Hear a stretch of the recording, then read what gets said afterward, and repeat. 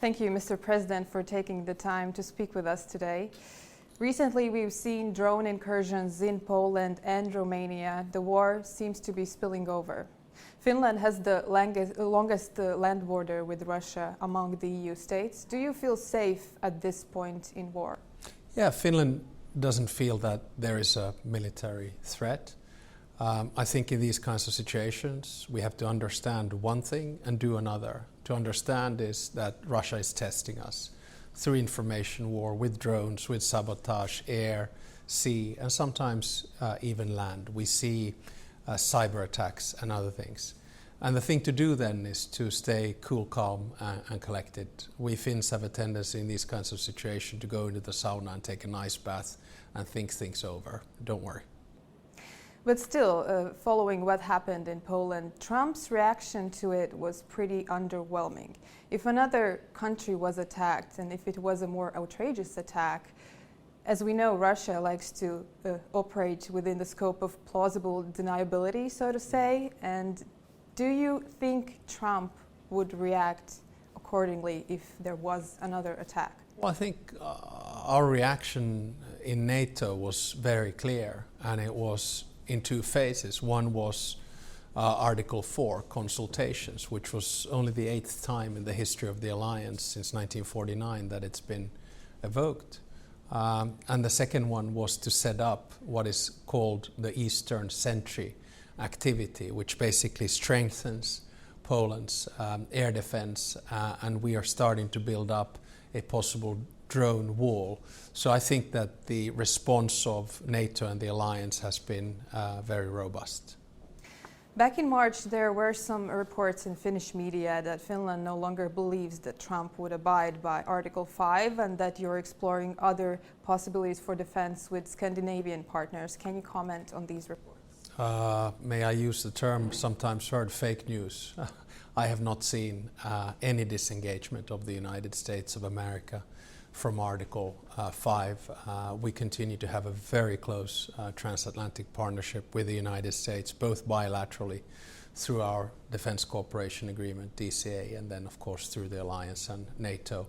It was pretty much thanks to Donald Trump that NATO increased its defense expenditure from 2% to 5%, and to me that is more than a commitment. So you think NATO Article 5 is ironclad at this point? Stronger than ever before. I think right now, if we look at the operational planning, if we look at the commitments, if we look at the capabilities and compare them to what they were, say, in the 1990s, it's completely next level. What we're witnessing now is NATO 3.0. Everyone seemed to be fascinated seeing you at the table with Trump when he was meeting Zelensky post-Alaska.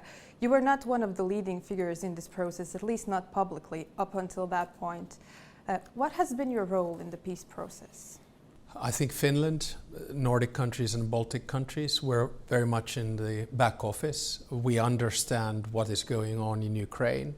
And we try to help to find a diplomatic solution to end the war and get a just and lasting peace in Ukraine.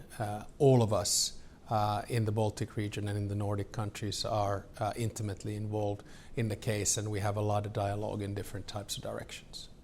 You've been called one of Trump's favorites, even a bridge between US and Europe. How do you think that came about? Is that all thanks to golf?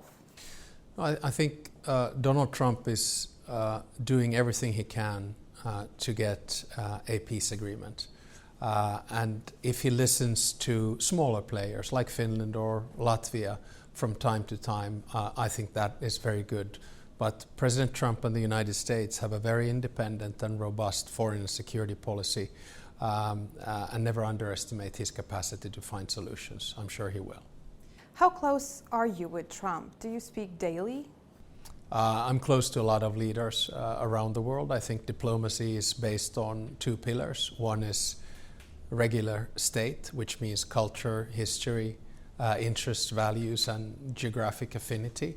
And then the other one is personal relations. And I'm glad to say that over my 30 years in foreign policy, I've been able to establish a lot of close relations, including with Latvian leaders such as Valdis Dombrovskis or Edgars Rinkiewicz.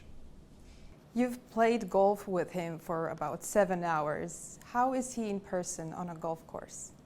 I think you can tell the personality of a person on the first hole of a golf course, and we had a really nice round.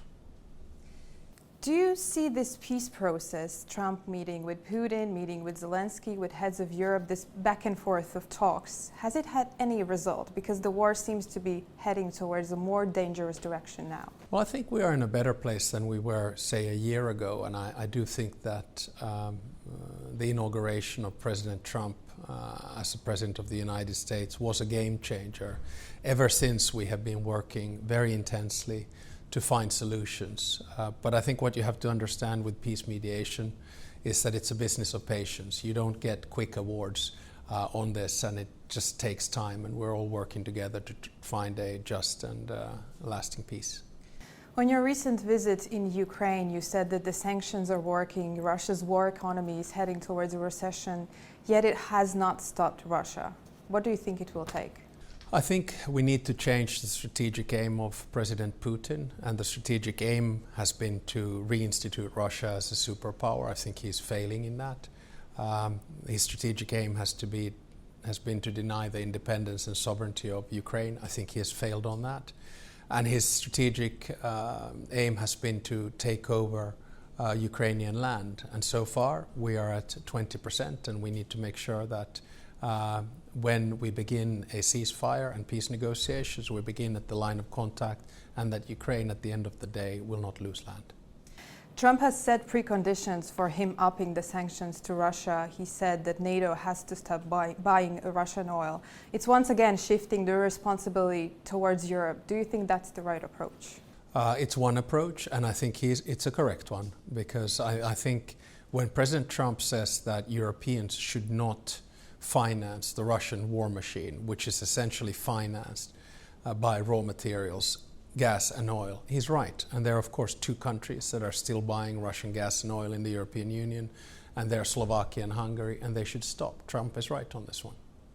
So is the ball now in their court? The ball is in their court, but at the same time we're working together. And I think we're working together right now on two things. One are the security arrangements or the security guarantees. We're working on that together with the Americans, where Ukrainians take primary responsibility. Secondary responsibility is with Europeans, and the backstop is provided by the United States. And the second thing that we're working on is increasing the economic pressure and the economic cost of this war to Russia, and I think that's a good development. How close do you think we are to peace in Ukraine? Closer than we were yesterday. All right, on that note, I will say thank you for your time, Mr. President. Thank you.